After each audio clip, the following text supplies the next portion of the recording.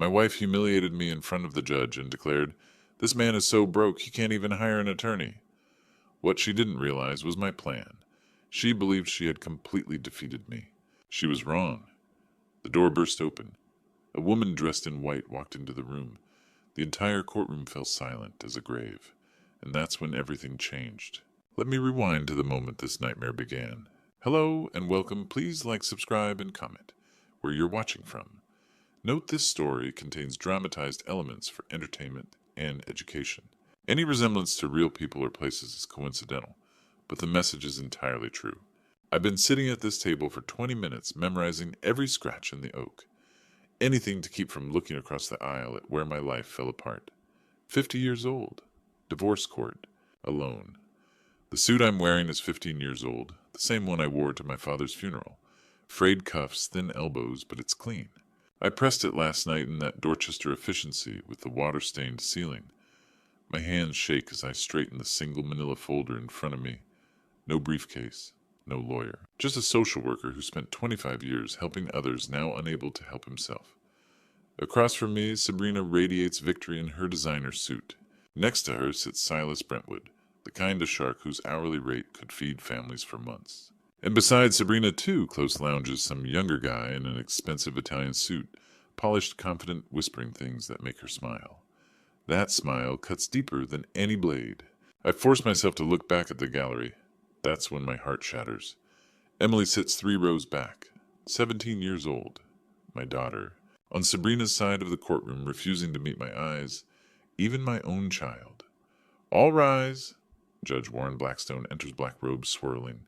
He's got a reputation, efficient, no-nonsense, a man who's seen too many broken families to care about one more. Be seated. Case number 24-DV0718. Langley versus Cole. Silas Brentwood stands smoothly. Your Honor, the defendant has failed to retain legal representation despite multiple opportunities. The judge's eyes find me. Mr. Cole, you have no attorney? I stand. No, Your Honor? Can't afford one. Sabrina's voice carries across the aisle. He's a social worker, Your Honor. Makes $50,000 a year working with losers and addicts. I feel Emily behind me. I don't turn around. Can't. Mrs. Langley, you'll have your opportunity, the judge warns. Mr. Cole, without counsel, you're at a severe disadvantage. He doesn't understand complex finances, Your Honor. Sabrina's false concern makes my jaw clench. This is beyond him. Every word designed to make me look incompetent. Useless. Your Honor, Brentwood presses. Given his lack of representation, I move for default judgment. 7 months, and he shows up with nothing. Judge Blackstone sighs a sound I've heard before from people who've seen this story too many times. Mr. Cole, I cannot delay indefinitely. He reaches for his gavel. Given the circumstances, I close my eyes. 50 years old, about to lose everything while my daughter watches. I'm sorry, Emmy. I tried. I hereby rule. Boom. The sound cracks through the courtroom like thunder. My eyes snap open. The double doors have exploded inward. Everyone turns. Standing in the doorway is a woman in white. Late 70s, silver hair, sharp as glass, eyes like ice. Power suit so pristine it glows against the dark wood. She doesn't walk in. She commands it. Behind her, someone carries briefcases like a soldier. The click of expensive heels echoes in dead silence as she strides down the center aisle toward the judge. My breath stops. I know that walk. I know those eyes. 20 years of silence. 20 years of believing she was gone forever. My mother has come home. Time stops. 1 second the judge's gavel is falling. The next she's here. I can't breathe. Last night at midnight I finally broke. Sat on the floor of that Dorchester apartment with my phone in shaking hands, staring at the number I swore I'd never dial again. The number I'd memorized but never called in 20 years. I called. Through tears I sent her everything. Screenshots of Sabrina's texts, calling me pathetic. Bank statements showing money I never knew existed. Photos of the affair I'd tried to pretend wasn't happening. Proof of 7 years of systematic destruction. I didn't think she'd come, but here she is. She moves down that aisle like she owns it. White suit, immaculate silver hair, sharp as glass, those ice blue eyes that used to terrify corporate lawyers. Behind her, a younger woman carries briefcases with military precision. The click of Mom's heels is the only sound. I try to stand. can't. Across the aisle, Silas Brentwood has gone white. That's, his voice cracks, that's impossible. Mom reaches my table. For 1 second she looks at me, really looks, and I see it. The regret, the love that 20 years couldn't kill. Her hand touches my shoulder, light but steady. I should have come sooner, she says quietly. Then she turns to Judge Blackstone. Your Honor, I apologize for the delay. Her voice fills the courtroom. I'm entering my appearance as counsel for the defendant. She hands a card to the bailiff. Rosalind Thorne, senior managing partner at Bennett Crown in Sterling, Washington, D.C. Judge Blackstone leans forward. Recognition dawns. Ms. Thorne? The Rosalind Thorne. Supreme Court Bar. The same, Your Honor. Whispers explode. Sabrina leans toward Silas. Who the hell is she? Mom turns back to me, her hand still on my shoulder. I'm also his mother. Mom. It barely comes out. Behind me, Emily's voice cracks. Dad has a mother? I never told her. How could I explain that my mother was a legal legend who disowned me for choosing social work? Sabrina shoots up. His mother is alive, a Supreme Court attorney. Her confidence cracking. He told me she was dead. I said estranged. I manage. You assumed. Ms. Thorne. The judge clears his throat. You're admitted in Massachusetts. New York, California, D.C., and federal courts. I filed pro hac vice at 7 this morning. He finds the motion. Granted. Proceed. Mom's hand tightens on my shoulder, the only sign she's feeling anything. Then she steps forward.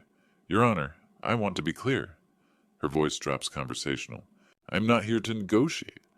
I am not here to compromise. She looks directly at Sabrina and Silas. I'm here to take everything. That smile crosses her face. Predator finding prey. She snaps open her briefcase, pulls out thick folders that hit the table like a gavel. Thud. Around us, the courtroom holds its breath. And me, I'm 50 years old, and my mother just walked back into my life like an avenging angel. She came. After everything, she came. Mom doesn't waste time. She spreads documents across our table like a general planning war. Bank statements, wire transfers, corporate filings, each page color-coded, each number highlighted. She built an entire case while I was sitting in that Dorchester apartment, thinking I was alone. Your Honor, her voice cuts like a scalpel.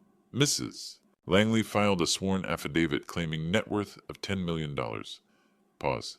Let it sink in. That's a lie. Sabrina stiffens. Silas whispers something sharp. She shakes her head. Mom slides papers toward the bailiff. My forensic accountants trace $32 million in offshore accounts. Shell companies in the Cayman Islands and Cyprus. Money deliberately hidden during marriage. $32 million? I can't breathe. I'm sitting here in a 15-year-old suit, and she has $32 million stashed overseas. Those are business investments. Sabrina's voice climbs. Marital assets. Mom doesn't look at her. Deliberately concealed. Felony fraud, Your Honor. She's not done. Additionally, $3 million in cryptocurrency. Cold storage wallet. Another document. Chase Bank safety deposit box. Mrs. Langley accessed it 6 times this year. $35 million total. We've been married 7 years. She made me feel like a failure for making $50,000 while hiding $35 million. Judge Blackstone leans forward, anger building. Mrs. Langley, you signed this affidavit under oath. You forgot $35 million. My accountant handles. Sabrina's cracking like ice. Your accountant will be subpoenaed. Mom's tone could freeze fire. These transactions bear your digital signature. Every wire transfer, or every crypto purchase. Your name. Silas finds his voice. Your Honor, we need time to review. 7 months since filing. Mom cuts him off. Time's up. I'm watching like it's happening to someone else. This woman destroying Sabrina with surgical precision is my mother. The same woman who told me social work was throwing my life away, and she's winning. The prenuptial agreement, Mom continues almost casual, is void. Non-disclosure of assets constitutes fraud in the inducement. Sabrina grabs Silas's arm. He's sweating now, dark patches under his expensive suit. Judge Blackstone flips through evidence page after page. Ms. Thorne, if these allegations are proven, they're proven, Your Honor. Mom taps the documents. Bank records don't lie. Blockchain transactions are immutable. The money exists. Mrs. Langley hid it. Dead silence except the paper rustling. I glance back. Emily's staring at Sabrina like her mother just became a stranger. Mom pulls another folder, thicker, sets it down with deliberate care. But financial fraud isn't the worst of it, Your Honor. Her voice drops, gets colder. Let's discuss the affair, the abuse, the systematic destruction of my son's dignity. She opens the folder. Photographs slide out. Text messages. Credit card statements. I see it's Sabrina and that younger guy at a beach house, his arm around her. Timestamp 8 months ago. My stomach drops. Mrs. Langley has conducted an extramarital affair for 18 months. Mom's voice is clinical now. She's spent over $500,000 of marital funds on her boyfriend. Gifts, travel, real estate, $500,000 on him, while I clipped coupons for groceries. More evidence, photos, receipts, a deed to a Malibu house I've never seen.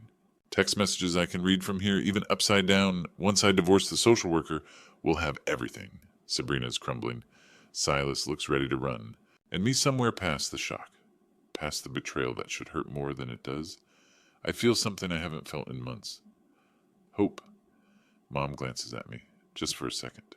Her expression doesn't change, but I see it in her eyes. I've got you, son. 20 years of silence. And she walked back in like an avenging angel. Mom's not finished destroying Sabrina. Not even close. Your Honor, before we discuss stolen money, let's discuss who my son actually is. She turns, slightly, looks directly at me. Something passes between us. Pride, maybe. Or gratitude that I finally asked for help. Adrian Cole is a social worker. 25 years helping domestic violence survivors escape abusers. Foster children finding safe homes. People recovering from addiction, rebuilding lives. My throat tightens. She's describing my work like it matters. He makes $50,000 annually. Not from lack of intelligence, Your Honor, because he chose compassion over profit. Mom pulls out her phone, the same one I'd sent desperate screenshots to at midnight, and connects it to the courtroom display. Text messages fill the screen big enough for everyone to read. My private humiliation, now public evidence. Sabrina to Adrian. You work with losers and addicts. Pathetic. Sabrina to Adrian. You're 50 and make 50K. You're a failure. Sabrina to Adrian. I deserve better than a social worker husband. Each message lands like a punch. I remember getting those texts at 2 in the morning, wondering what I'd done wrong, why I wasn't enough. Financial abuse. Mom continues clinical. Mrs. Langley cut off Mr. Cole's credit cards, controlled household money, made him ask permission for groceries. Bank statements appear copies of ones I'd photographed and sent her. Mr. Cole paid $1,700 monthly in child support, 40% of gross income. Mrs. Langley, making $500,000 annually, kept it for herself.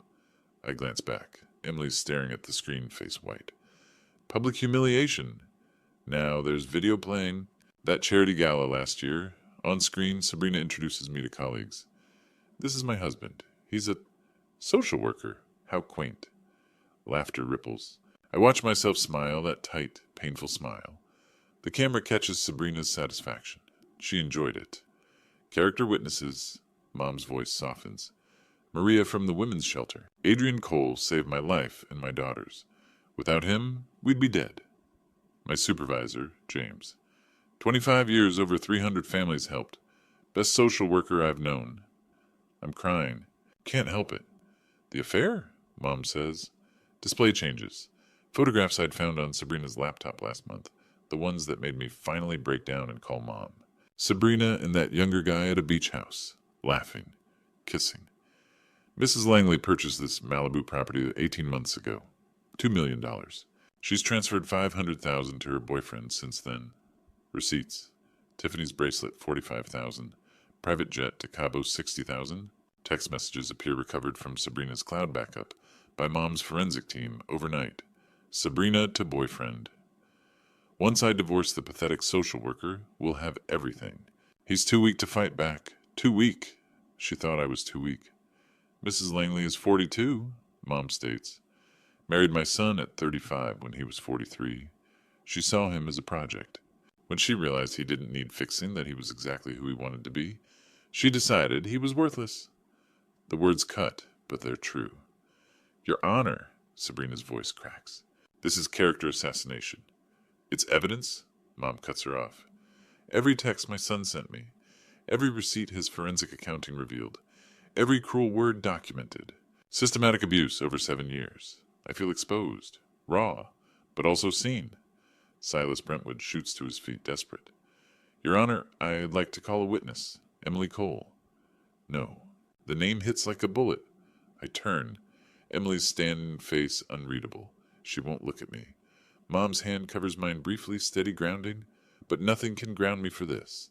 Emily walks toward the witness stand, and I realize this is going to hurt worse than anything Sabrina's done, because this time the knife comes from someone I love. Officer Hernandez holds out the Bible. Emily's hand trembles slightly as she places her palm on the worn leather cover. Do you swear to tell the truth, the whole truth, and nothing but the truth? So help you God. I do. Her voice is steady, but I hear the tremor underneath. Silas approaches the witness stand with that predatory smile of his, the one that makes my skin crawl.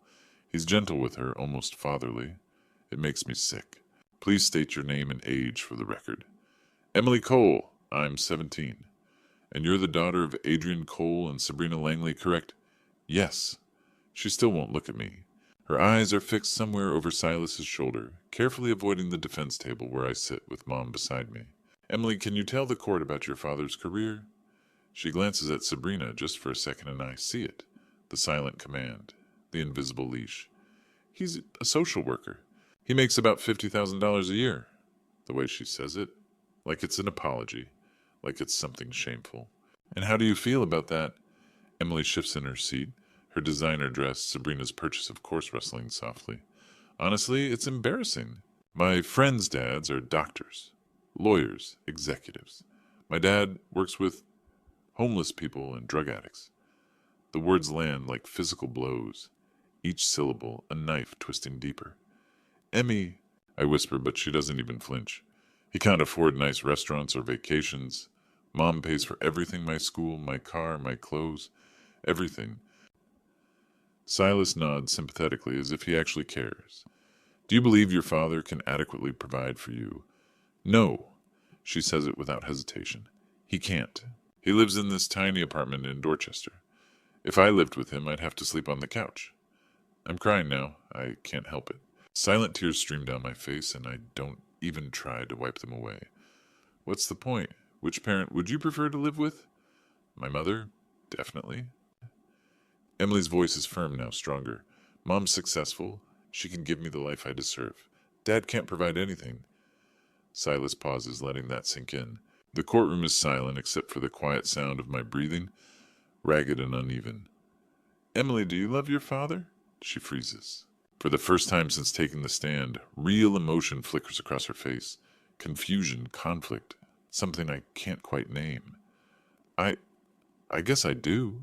But love doesn't pay for college, does it? Mom has $200,000 saved for my education. Dad has... nothing. The courtroom spins. My vision blurs. I grip the edge of the table so hard my knuckles turn white. Thank you, Emily. No further questions. Silas returns to his seat, satisfied. Mission accomplished. Sabrina's smile is radiant.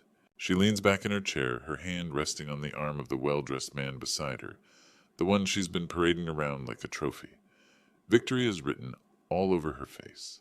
Emily remains on the stand, her hands gripping the armrests. Her knuckles are white, just like mine.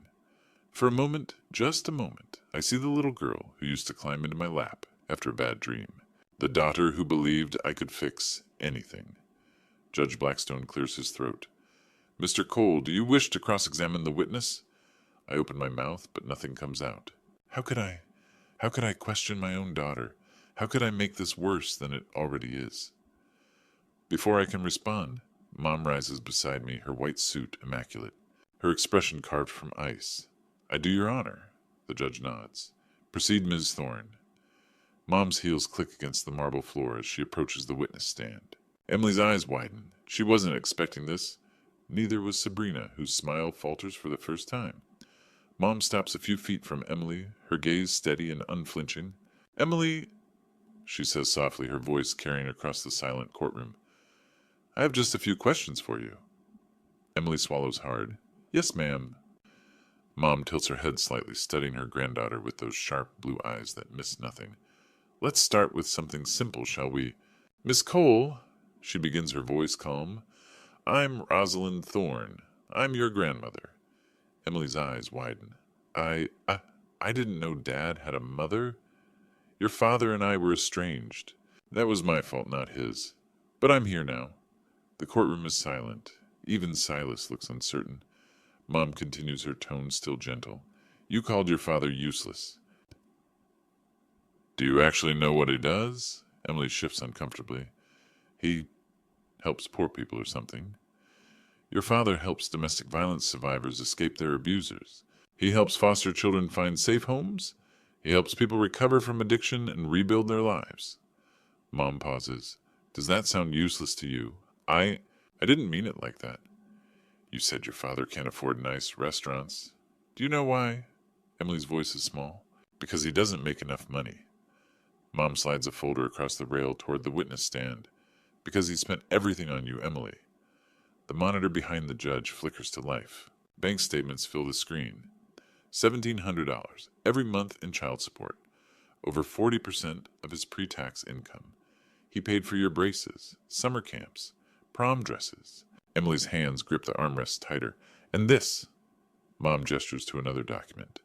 $200 every single month into a college fund for 17 years. That's $40,000 your father saved for you. Emily's eyes fill with tears. I didn't know. Your mother never told you, did she? Emily shakes her head, tears spilling down her cheeks. Mom's voice sharpens just slightly. You said love doesn't pay for college. Your father has $40,000 waiting for you. Your mother, who makes 10 times what he does, has how much in your college fund? She said 200,000. Mom pulls out another document, holding it up for the judge. She has 50,000. And it's not a savings account, it's a bribe. The screen changes. Text messages between Sabrina and Emily appear time-stamped over the past 3 weeks. Sabrina, if you want to keep your car, support me in court. Sabrina, Dad winning means no more private school. Sabrina, I'll cut you off if you side with him. Sabrina, tell the judge he's useless. I'll give you $50,000 after we win. Judge Blackstone leans forward, his expression thunderous. Is this accurate, Miss Cole? Emily sobs, her shoulders shaking. Yes. Mom said if I didn't say Dad was useless, she'd take my car, cancel my credit cards, pull me out of Brookline. That's not what... Sabrina shoots to her feet. Sit down, Mrs. Langley. The judge's voice echoes through the courtroom. Sabrina drops back into her chair, her face white with fury. Mom turns back to Emily, her voice softer now. Emily, do you really think your father is useless? No. Emily's voice breaks completely. I was just so scared. Mom made me practice what to say over and over. One last question. Mom steps closer. Look at your father. Emily slowly turns toward me. Our eyes meet across the courtroom. I'm crying. I can't help it. My heart is shattered, bleeding, but I don't look away. I don't let her see anything but love. Not anger, not blame. Just love and forgiveness. And pain. Does he look like a man who hates you? Mom asks quietly. Or does he look like a man whose heart you just broke? Emily's face crumples. Daddy, you still love me? Her lips tremble. She opens her mouth to speak. Your honor. Silas jumps to his feet, desperate. I'd like to redirect. Judge Blackstone sighs. Make it brief, Mr. Brentwood. Silas glances at Emily's still trembling tears streaming, then at the gallery, where dozens of faces stare back with sympathy and disgust. Not for Emily, for Sabrina. He changes tactics. Actually, Your Honor, I'd like to call another witness, Jasper Finn, to the stand. Emily steps down unsteadily, returning to the gallery. Sabrina grabs her arm as she passes tight warning. A man rises from beside Sabrina, adjusting his expensive suit. He's younger than me by at least 15 years, handsome in that polished, calculated way. He walks toward the witness stand with easy confidence. Mom returns to her seat beside me, her expression unreadable. Who is that? I whisper. Your wife's boyfriend, she murmurs. Watch closely. Officer Hernandez holds out the Bible. The man places his hand on the worn leather without hesitation, his expression confident. Do you swear to tell the truth, the whole truth, and nothing but the truth, so help you God? I do. Silas approaches with an encouraging smile. Please state your name and occupation for the record. Jasper Finn, I'm CEO of Finn Capital Ventures, a technology investment firm. And how do you know Mrs. Langley? We've been close friends for about 18 months. Have you met Mr. Cole? Once briefly. He seemed unstable, quick to anger. I worried for Sabrina's safety. I gripped the table edge. That's a lie. We've never met. In your professional opinion, does Mrs. Langley seem responsible? Absolutely. She's brilliant. A true leader. No further questions. Jasper leans back satisfied. Sabrina smiles at him. Mom rises slowly, her movements deliberate. I have a few questions, Mr. Finn. Of course. You stated you're CEO of Finn Capital Ventures. That's correct. Mom tilts her head. Interesting. The Secretary of State has no record of Finn Capital Ventures registered in any state. Can you explain that? Jasper shifts. It's registered offshore, incorporated in Delaware. Delaware has no record either. Neither does the IRS. Sweat appears on his forehead. Our attorneys handle... You mentioned a Stanford MBA in conversations with Mrs. Langley, didn't you? I never said... Mom slides a document to the judge. Text messages between you and Mrs. Langley. You claimed an MBA from Stanford class of 2018? She pauses. Stanford has no record of you, Mr. Finn. A federal warrant appears on the screen, but the FBI does. Is this you, Mr. Webb? Jasper's face drains of color. Your real name is Marcus Webb, 30 years old, wanted in 3 states for fraud. The screen fills with police reports. California 2019 defrauded a real estate heiress of $300,000. Nevada 2021 conned a tech widow out of $450,000. Massachusetts 2023 to present currently extracting money from Mrs. Langley. Mom turns to Sabrina, whose expression has shifted from triumph to horror. Mrs. Langley has given you $500,000 over 18 months. You're a professional con artist who targets wealthy women. This is insane. Marcus half rises. I'm a legitimate businessman. Fingerprints don't lie, Mr. Webb. The FBI confirmed a match this morning. The courtroom doors swing open. 2 FBI agents stride down the aisle, badges visible. Marcus Webb, you're under arrest for wire fraud, identity theft, and conspiracy to commit federal fraud. Marcus bolts from the witness stand. Officer Hernandez intercepts him. Handcuffs click. You use me? Sabrina's voice cracks. You lied to me. Marcus twists in the agent's grip. I love you, baby. This is a mistake. I gave you $500,000. The agents drag him toward the exit. The gallery erupts in whispers. From her seat beside Sabrina, Emily watches everything collapse. Her mother screaming, her mother's boyfriend in handcuffs. Everything she thought she knew shattering. Her hands grip the bench knuckles white. Then she stands. Your Honor. Her voice cuts through the noise. I need to say something. Judge Blackstone looks at her surprised. Miss Cole, you don't have to. I want to please. The courtroom falls silent. Every eye turns to my daughter. The judge nods. The court recognizes Miss Cole. Emily trembles. Tears stream down her face. I lied. Mom made me lie. She bribed me $50,000.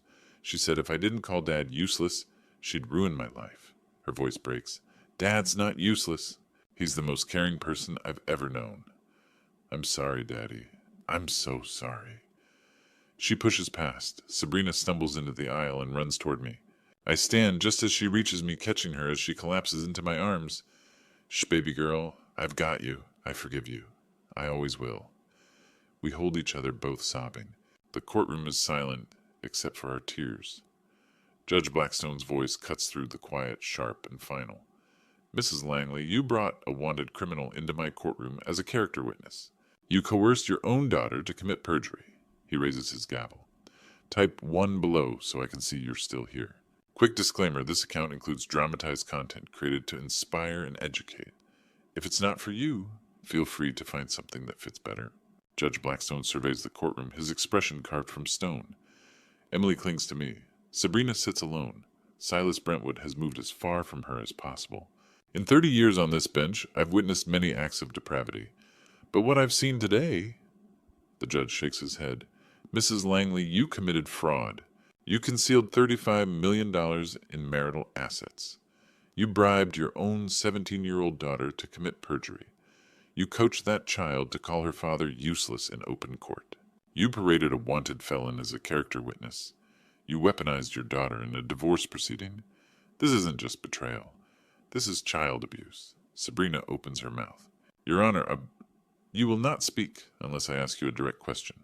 The courtroom is deathly silent.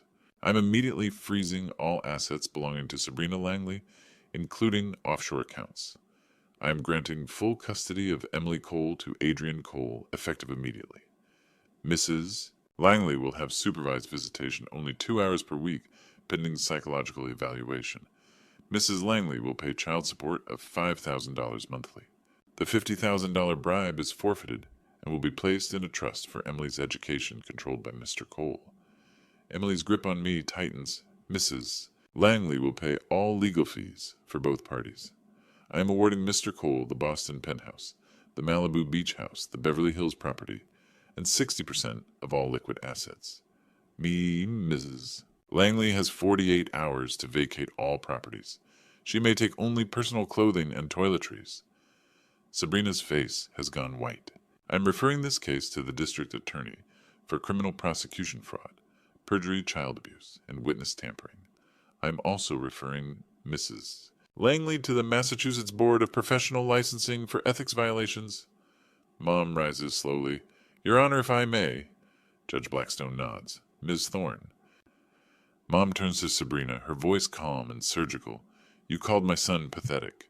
You said he was useless. You mocked him for earning $50,000 helping vulnerable people. But you're 42 years old, and you fell for a con artist half your age. You gave a criminal $500,000. You lost your daughter's respect. You destroyed your own reputation. So I ask you, Mrs. Langley, who's pathetic here? The social worker with integrity, or the executive with nothing left? Sabrina says nothing. Judge Blackstone raises his gavel. This court is adjourned. The crack echoes through the courtroom like thunder. I hold Emily, both of us, crying tears of relief this time. Mom's hand rests on my shoulder. Emily reaches out, taking Mom's hand.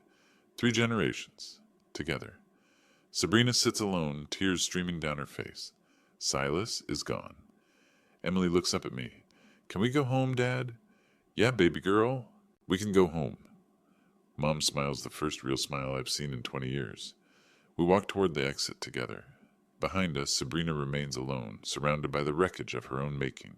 3 months later, sunlight streams down on a ribbon stretched across the entrance of a freshly renovated building in Dorchester. The sign above reads, New Horizons Support Center, serving survivors of domestic violence and financial abuse. Over 50 people crowd the sidewalk. I stand at the microphone, Emily beside me. Mom watches from behind us. 3 months ago, I stood in a courtroom with nothing. No money, no home, and I thought I'd lost my daughter. I was called useless, pathetic, a failure. But I learned something that day. Worth isn't measured in dollars. It's measured in the lives we touch. I gesture toward the building. This center was funded by my divorce settlement. This isn't just my victory. It's a victory for everyone who's been told they're not enough. The crowd applauds. Emily takes the microphone. 3 months ago, I called my father useless. I said love couldn't pay for college. I was wrong. So wrong. Dad showed me what real wealth looks like. It's the single mom he helped escape her abuser. It's the teenager he got into rehab who's now 2 years sober. It's the foster kid he fought for who just graduated high school. I'm working here part-time now, and I'm applying to colleges for social work programs. Because my dad isn't useless. He's my hero. She throws her arms around me. We both cry. The crowd erupts in cheers. A woman steps forward. Mr. Cole saved my life. When my ex was hunting me, Mr. Cole found me emergency shelter. He believed me when no one else did. A man raises his hand. I was homeless, addicted, ready to die. Mr. Cole got me into treatment, helped me find work. I've been sober 6 months now. Mom approaches the microphone. I'm Rosalind Thorne, Adrian's mother. I was foolish to stay away from my son for so long. I've argued before the Supreme Court. I've won billions for clients. But my son's work, it matters more than anything I've ever done. She pauses. I'm semi-retiring. I'll be volunteering legal services pro bono for New Horizons, and I'm donating $1 million to the center's endowment. The crowd erupts. Mom and I really embrace for the first time in 20 years. 3 generations stand together. Rosalind in her mid-70s, me at 50, Emily at 18. We cut the ribbon. The doors open. People stream inside. Later, I help a new client, a young woman with a black eye, terrified and shaking. You're safe now, I tell her gently. We're going to help you. You're not alone. Emily watches learning. Mom is in a conference room with another survivor drafting legal documents. They called me useless. Said I wasted my life helping people for $50,000 a year, but I'm the richest man I know. I got my daughter back. I got my mother back. And I have purpose. Compassion isn't weakness. Silence isn't surrender. And integrity always wins. Looking back, I realized God had a plan even when I couldn't see it. When I stood in that courtroom with nothing, when my daughter called me useless, I thought I'd lost everything. But God was preparing me for something greater. Here's what I learned. Don't let anyone measure your worth by your bank account. Don't let shame silence you when you're doing good work. Never let money corrupt what matters most, your integrity and your family. I spent 25 years helping people for $50,000 a year. People mocked me, but those grandpa stories I heard growing up taught me something true. Real wealth isn't counted in dollars. It's counted in lives changed. My grandfather used to say, "Son, God doesn't judge us by our portfolio. He judges us by our compassion."